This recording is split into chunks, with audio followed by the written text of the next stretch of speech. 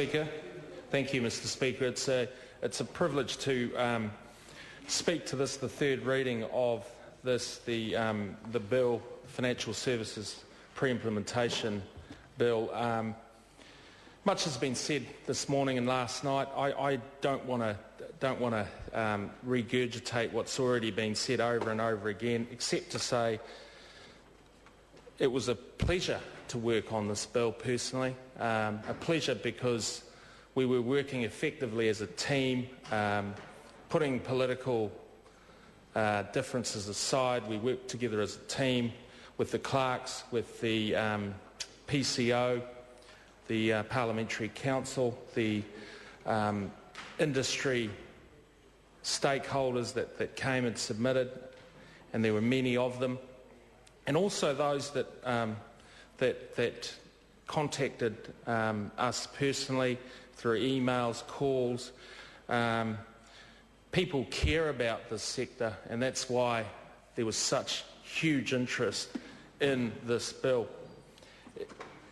Sir, this bill is not just a collaboration between the lawmakers and the officials and the stakeholders. It is a collaboration with the practitioners, and what this bill is designed to provide is a degree of certainty and confidence in capital markets, because capital markets at the end of the day, sir, provide the basis for which businesses thrive, access to capital, and obviously that leads to jobs and opportunities, and the prosperity of this country depends very much on confident and robust capital markets.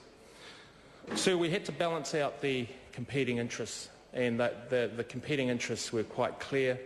They were to protect investors, and they were investors of all different classes. They were wealthy investors, they were not so wealthy investors, they were the elderly investor, some call unsophisticated or vulnerable investor. So there are numbers of investors that we seek to protect in this bill.